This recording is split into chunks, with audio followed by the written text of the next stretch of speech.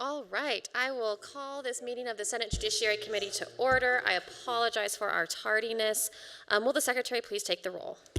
Senator Flores, Present. Senator Ornschall, Senator Lang, Senator Nguyen, Senator Hansen, Senator Krasner, Senator Ellison, Chair Scheibel. And I am here. Thank you. All right, we have two bills on for hearing this afternoon. Unless there's a reason to take them out of order, I plan to take them in numerical order, starting with AB 18. I will go ahead and open up the hearing. Again, thank you for your patience this afternoon, and please go ahead whenever you're ready.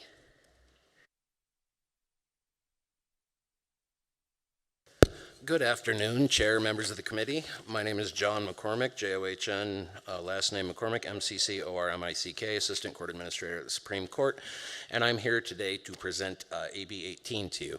What AB 18 does, or is intended to do, is correct a few instances in Nevada revised statute where the definition of an electronic signature calls for an image of the signature of the filer rather than a more up-to-date definition of electronic signature.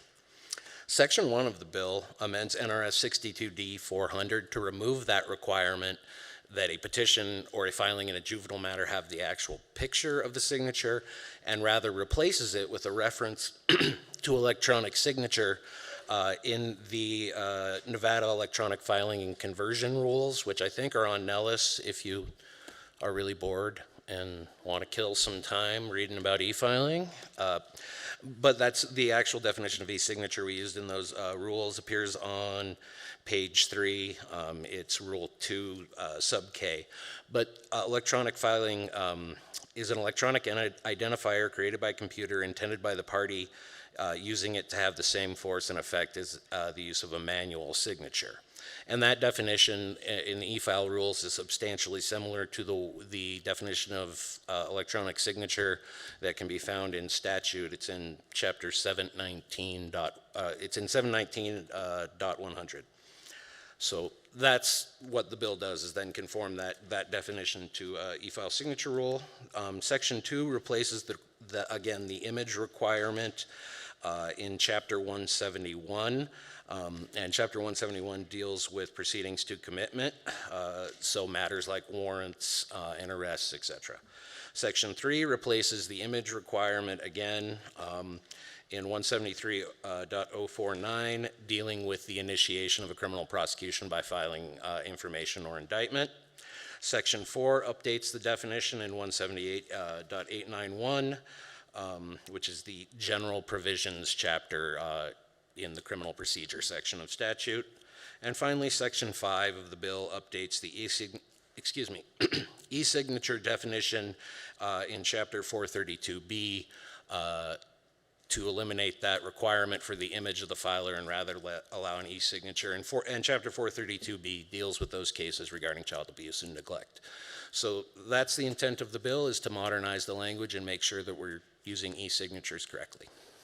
That's all I got. Happy to answer any questions. All right, let's see what we got. Any questions from members of the committee? I can see the wheels turning. They're trying really hard to come up with something for you. But we got nothing. So thank you for your presentation. And we will move into testimony. Anybody here to testify in support of AB 18, please come on down.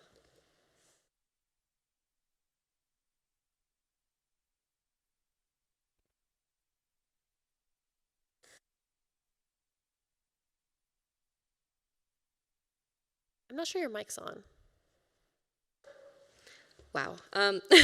Good afternoon, Chair Scheibel, members of the committee. For the record, my name is Taylor Avery, Taylor-Avery, and I'm the Manager of Political Affairs for the Vegas Chamber. The Chamber is in support of AB 18, allowing certain legal documents to be submitted with an electronic signature rather than an image, will streamline the submission process and make the courts more efficient, efforts which the Chamber strongly supports. The Chamber supports efforts to make the courts more easily accessible to the public. Thank you for your consideration. Thank you. I don't see anybody else coming forward to give support testimony on AB 18 in person, so we'll go to the phones for support on AB 18. Thank you, Chair. If you would like to offer testimony in support of AB 18, please press star 9 to take your place in the queue.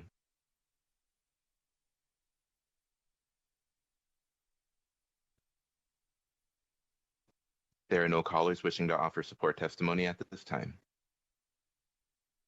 All right, then we'll move to testimony in opposition to AB 18. Anybody wishing to testify in opposition is invited to do so now. But I don't see anybody coming forward to give opposition testimony. We'll go to the phones for opposition on AB 18.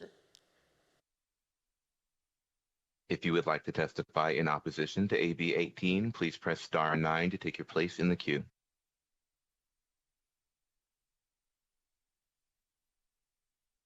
There are no callers wishing to offer opposition testimony at this time. All right, then we'll go to neutral testimony on AB 18. Well, it looks like we do have one person here to testify in neutral in Carson City. Please go ahead. Tanya Brown, TONJABROW, Advocates for the Inmates and the Innocent. Good afternoon, Chair Scheibel, members of the Senate Judiciary. We are in neutral on this, and the only reason we are is because it doesn't apply to the inmates, and I know it's a costly matter, but inmates are not allowed to file electronically. They have to sign in and stuff. And I'll tell you, a few weeks ago I did receive a letter from an inmate who lost an appeal because they never received it, even though it was signed in through the law clerk. The courts never received it. So this is something to consider down the road. Okay, thank you. Thank you for your testimony. I don't see anybody else coming forward to give neutral testimony in person, so we will go to the phones for neutral testimony on AB 18. Thank you. If you would like to offer neutral testimony for AB 18, please press star 9 to take your place in the queue.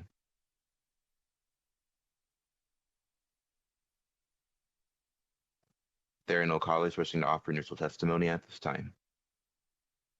All right, then that brings us to the conclusion of testimony. And seeing that there are no further closing remarks, that will conclude our hearing on AB 18. I will close the hearing on AB 18 and open the hearing on AB 25.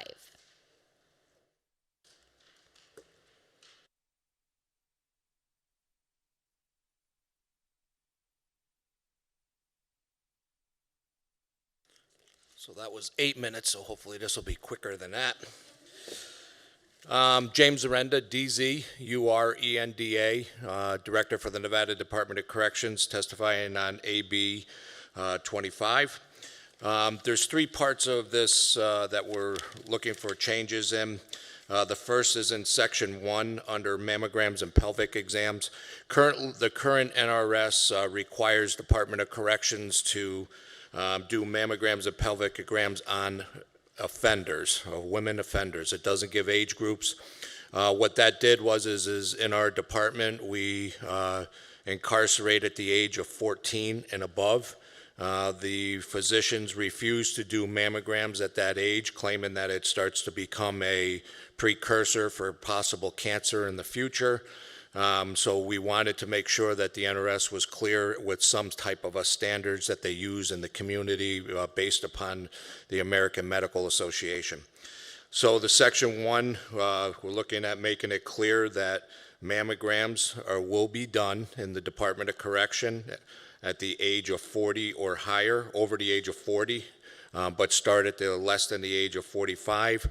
Unless a medical provider requires it for some other specific medical purpose. The second part of the Section 1 would also be the pelvic exam, starting at the age for women over the age of 21 to make it consistent to the standards in the community. Section 4 is a little different. It doesn't clearly come out and say this, but what that language does, it removes the language for boot camps. Under Section 4. Boot camps were a regimen that was done years ago in the Department of Corrections for specific offenders that the court would assign. Those boot camps have been abolished about 10 years ago or longer. They no longer exist in the Department of Corrections, and we're looking to have it removed from the NRS just because we still get court documents ordering certain offenders into boot camp, which we do not do. Under Section 5, It adds a language to be able to utilize a correctional ID for the purpose of a notary. Current language is it has to be a driver's license or official state license for that fact. We do not have, offenders do not have license on their possessions, but do have NDOC IDs for notary purposes. This was also, I also had support from the courts. A court administrator was involved in this, and the Attorney General's office. Both thought this was the best thing that we can do and support that it would be a change in the NRS. Thank you. That's all I have. All right. Any questions on AB 25? I just have one clarifying question on Section 4. That would not apply to the Spring Mountain Youth Camp. That would still remain open, correct? James Renner, for the record, it's only for the Nevada Department of Correction. Correct. Okay. And as I recall, there is or used to be a program for offenders, maybe it is the Spring Mountain Youth Camp, between the ages of like 18 and 21. It was only available to men. We did call it boot camp for very young offenders. Is that what you're talking about?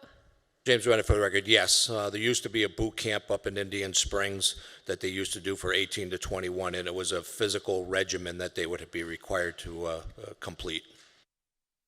Okay, and that program is no longer existent. That is correct. It was abolished about 10 years ago when the National Institute of Corrections said that it was not beneficial and had no evidence base to say that it did anything for the offender for progress.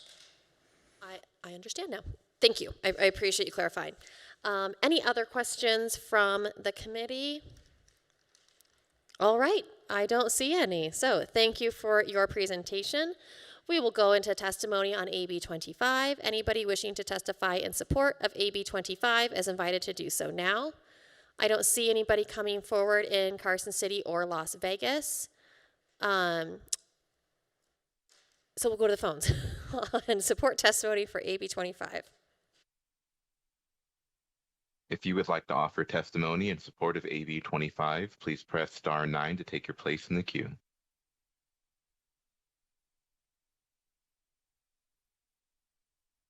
There are no callers wishing to offer support testimony at this time.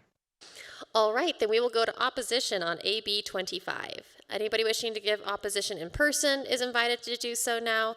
I don't see anybody coming forward, so we'll go to the phones, please, for opposition on AB 25. If you would like to speak in opposition to AB 25, please press star 9 to take your place in the queue.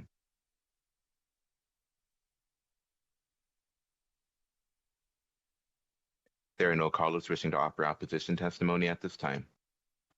All right, then we will go to neutral testimony on AB 25 and welcome back our neutral testifiers here in Carson City. Please go ahead when you're ready. Thank you, Chair Scheibel, members of the committee. Tanya Brown, TONJABROWN. I see that it applies to on the breast cancer to the women. And that's why we're in neutral, because some men do get breast cancer. And I kind of want to refer to like Montel Williams at an early age. So is it possible to possibly put men in there if they have some issues? Thank you. All right, thank you for your testimony. I don't see anybody else coming forward to give neutral testimony, so we will go to the phones, please, for neutral testimony on AB 25. Thank you, Chair. If you would like to offer neutral testimony for AB 25, please press star 9 to take your place in the queue.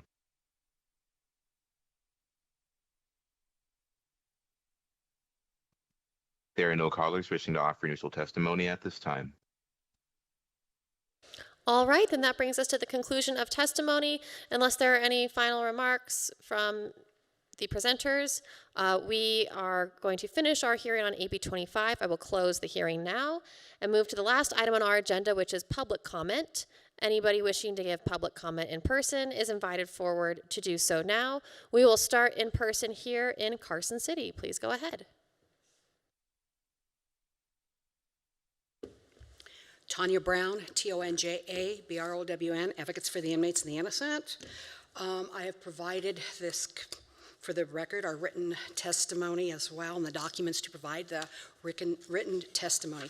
I want you to know that I received, the Attorney General's office received on April 18th, 2025, a complaint that I had personally filed dealing with the Washoe County District Attorney's Office, and I'll just briefly read it. And so I've attached the documents along with the complaint, and basically it says, to sum it up, I am filing a pattern or practice complaint. I have attached the pattern and practice investigations, pages 1 through 3, under NRS 289.110. Pages 6, 7, the pattern or practice complaint is against the Washoe County District Attorney's Conviction Integrity Committee unit. The CIC has a practice of not reviewing an applicant's request for a review of their wrongful conviction if the applicant raises Brady violations and produces the exculpatory evidence that supports the violation. The CIC will not review the applicant's request for a review and will receive a no review. But if they do not claim a Brady violation, this is documented from 2018 to 2025, the law enforcement agencies cannot have the district attorneys investigate into their own agencies. That is why the law enforcement agencies submitted my complaint back in 2022 to the AG's office. Basically what is happening is I filed against the CIC. I provided them the evidence and I got a no review. There are 2 letters in here. One is mine and then another is another individual. 3 months apart back in 18. To this day, they've never had any more applicants, so there's just the 2. You can clearly see that the other applicant who claimed no Brady violations got all of the court documents, everything was looked at in his case, and he was still denied a review because he wasn't factually innocent according to the documents they looked at. In my particular case, they provided all the exculpatory evidence that was found hiding in the DA's file in 2009 and gave it a no review. And they just went on to the Supreme Court, looked at those decisions, and denied the review. Okay, so in 2022, I resubmitted it with the District Attorney's Office to look into the CIC unit. And then again in 2024, December 30th, 2024, newly discovered evidence, even more so in my brother's case, has come forward. So that's what this is about. And you will see in the attachments that the law enforcement agencies, Sparks PD, Reno PD, and the Washoe County Sheriff's Office all submitted my complaint to the Attorney General's Office going back to 2022. And it sat there for nearly 2 years. And then what they said was, send it back to the Washoe County Sheriff's. Well, you can't do that because according to our 289.110, if a law enforcement agency receives a complaint, okay, against the district attorney's office, they can't investigate themselves. The AG has to, and that's what the law enforcement agencies did. They took my complaint because it dealt with the district attorney and submitted it. The AG's office received a brand new complaint pointing out where they need to look at this, and basically the wheels of justice are just spinning around in this case. And I think you need to look at, possibly next year, looking at the pattern or practice. A person should not be able to file a complaint. They need to file their own law, the AG's office, and should have a statute of limitations on when. It's sat there for years. It should have been done right away. And so I recently have spoken with the DA's office, Chris Hicks, because I wanted to have a sit down, and that's the other issues with the CIC. He won't have a sit down with me right now. So other things are in the works, and I will tell you that the local media is interested in what's going on. So I just wanted to bring it to your attention and take a look at people who claim wrongful convictions going through the Conviction Integrity Committee, and how the wheels of justice just keep spinning, and it's a crime. It's a crime if prosecutors withhold evidence, and it's a crime for prosecutors to continue to cover it up. And this is the CIC, and I won't give the names, but you all personally know. You will see the letter and their response. And we ask that you take a look at this for future and stuff on wrongful convictions, and take a look at that pattern or practice. Put a time limit on it. And if the law enforcement agencies submit a complaint to the AG's office, it needs to be dealt with ASAP and not years later. Thank you.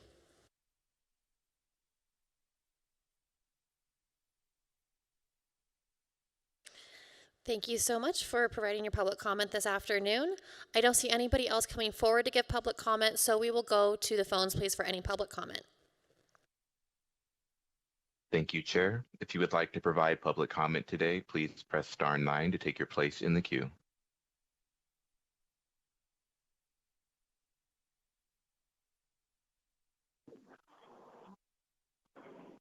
Anne Marie Grant, Advocates for the Inmates and the Innocent, ANNEMARIEGRANT. Over the years, there has been a history of withholding exculpatory evidence at the Washoe County DA's office. I recently viewed a 2010 video of the DA at the time at a conference. The current Washoe DA is his protege. When he was asked why he continued to employ a DDA who had documented and substantiated incidents of withholding exculpatory evidence, his response was, DDA blank is a good prosecutor in the office, and he will continue to stay there as long as he does his job the way he's supposed to. DNA exonerated some of that DDA's victims. A DDA who a second judicial judge ruled in their order in a sexual assault case, DDA blank was on court fines. DDA blank was well aware of the significance of evidence related to the girl's arrest, investigation, and the allegations against DDA blank. The court has considered all points and authorities in the argument of counsel along with the record in its entirety, and it finds prosecutor blank violated parties' reciprocal discovery. DDA blank's misconduct has caused this case to be delayed, has inconvenienced jurors who reported to court to commence trial, has caused the state and county to incur costs associated with trial preparation, and has created concern from defense counsel as to DDA blank's integrity and or ability to properly comply with the rules of discovery. 3 Supreme Court justices affirmed the district's court order. Ultimately, nobody held DDA blank accountable, not the court, not the bar, and certainly not the head district attorney. Instead, he continued to be employed by the Washoe County DA.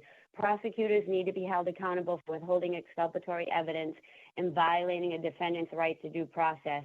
Yet these type of prosecutors receive no punishment ever. There is nobody holding them accountable, and it's up to the legislature to do that. These other alleged oversights of DAs policing themselves is not transparency and will not get us to accountability. It is essentially the fox guarding the hen house. For those types of prosecutors, and I'm not saying it's a rampant situation, but we certainly need a mechanism of accountability for the ones that are violating constitutional due process rights. The NRS regarding discovery needs to be amended to hold prosecutors accountable and call for prison time and disbarment. DAs are one of the few job titles that allow them to destroy another individual's life without consequences. DAs advocate for prison time for some criminals as a deterrent. Withholding exculpatory evidence is just as vile and egregious as some of the crimes the DAs are prosecuting themselves. Thank you.